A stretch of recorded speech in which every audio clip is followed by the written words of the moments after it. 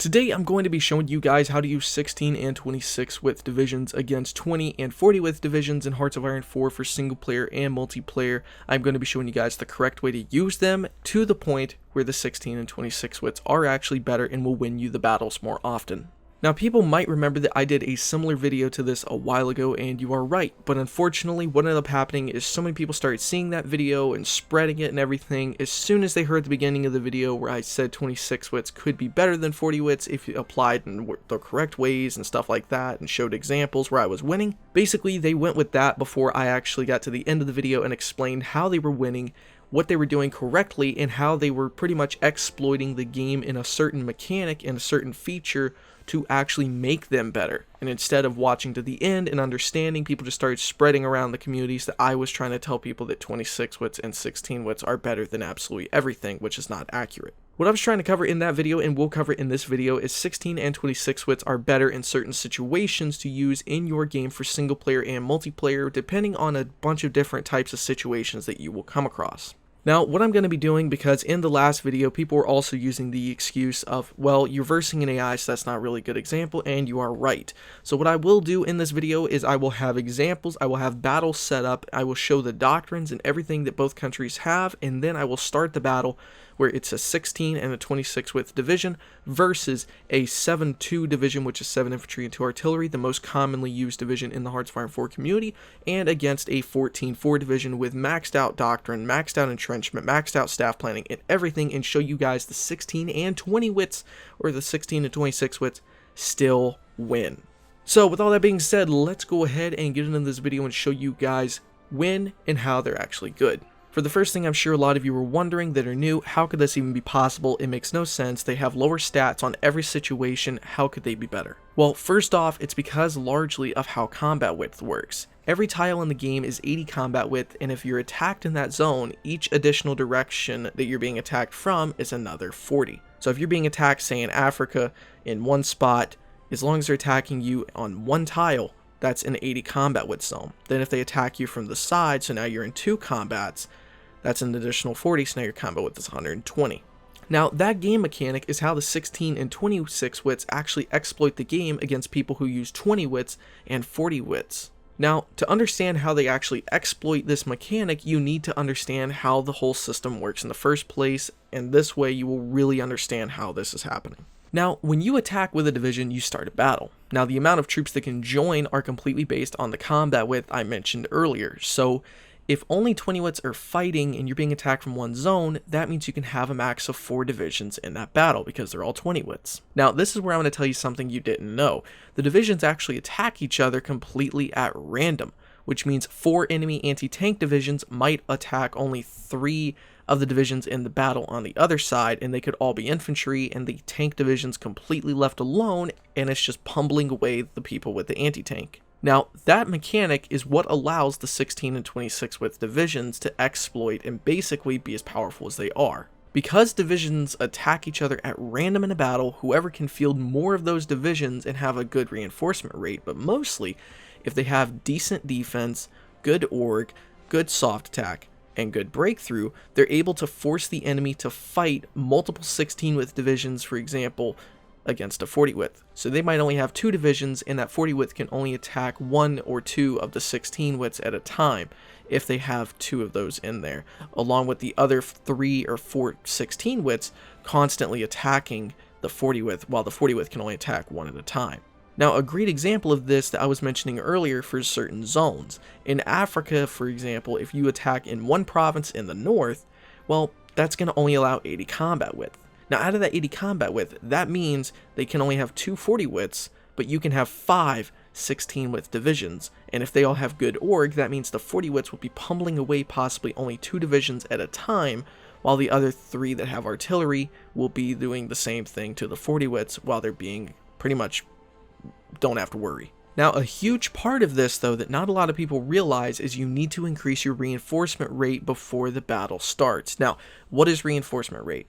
Basically, it increases if you add signal companies or if you even go under engineering and get the radio technology. It's very easy to do, and it applies to your entire military, and it's also through doctrines. But mainly, the first thing you always need to do is go under engineering and get the radio tech, because that gives you 5%. So, What actually is it though? If you open a battle and you'll see reserves at the bottom, the amount of reinforcement rate you have based on your country and templates and so on, along with land doctrines, the reinforcement rate is essentially every hour that the battle is going on. If there's a slot available, if there's enough combat width available for a division to attack or defend itself, that's the chance. The reinforcement rate is the chance percent that that division will fill that slot, which is why sometimes people with 10 or 15 divisions get routed when they have like 10 reserves. It's because the reinforcement rate wasn't high enough, so their divisions got pushed to the side because the other one won. There are also 2 penalties you can get if you're not careful, called stacking and exceeding combat width, which is why the divisions are the sizes they are, because that's the next best option to avoid those 2 penalties. The stacking penalty is when you have too many divisions, but you're still within the combat width in the battle, not counting reserves. Now the reason that's in there is to stop people from just spamming 1 battalions inside of a division and just constantly sending those into battle, so that gets rid of the ability for them to do that. Then combat width itself is pretty much another penalty where you have, say for example, you're in a zone with 80 combat width, but your divisions have, say you have a single 40 width and then a 41 combat width division. Well, if they're both in the battle, you have 81 combat width in an 80 combat width zone, which can range from penalties to 20% or 35% depending on how severe it is. Now, since I guess is starting to make some sense about how it's possible they can be so good, let's go ahead and talk about how the 26 and 16 widths actually work while you're watching the battles taking place. Now, this is the UK on the left-hand side, or my bad, the right-hand side, and the Italian template is on the left-hand side. All the battles you're seeing in the background are those templates versus each other. Now, before these battles, they have the exact same stats except for signal companies, which is what I mentioned is incredibly important for this strat.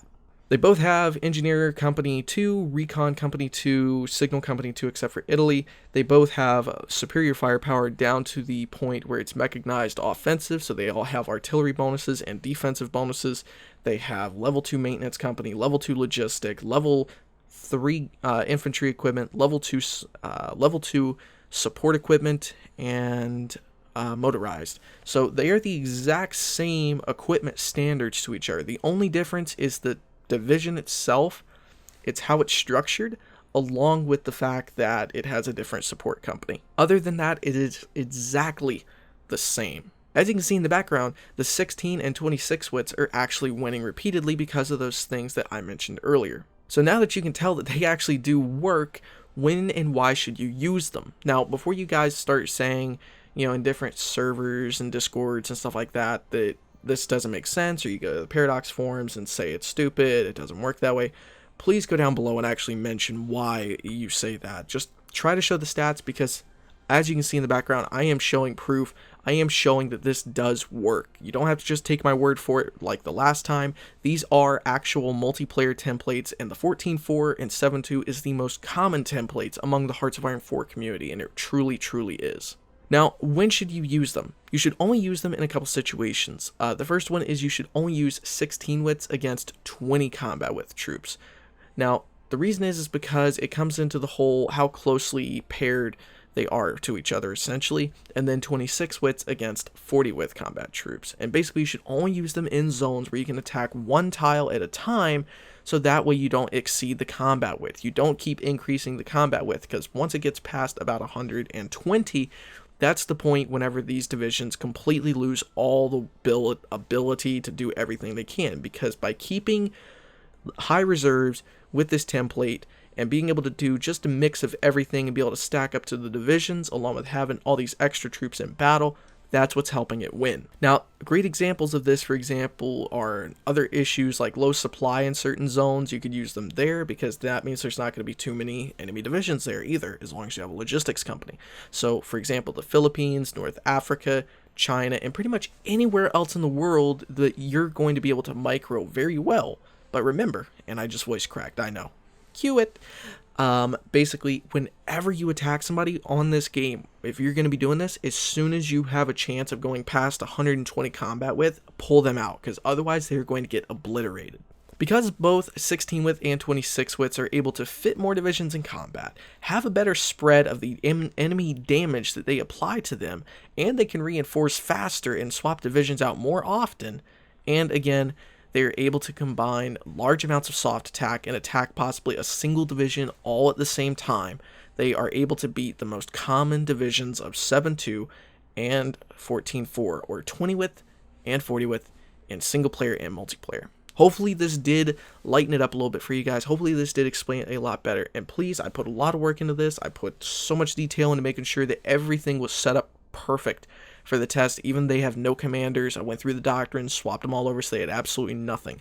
Guys, again, thank you so much. It really does mean a lot to me. And don't forget to subscribe if you're interested in watching more Hearts of Iron 4 content. And again, if you guys have any questions, go down in the comment section below with any video suggestions or other things. Thank you for watching. Stay awesome.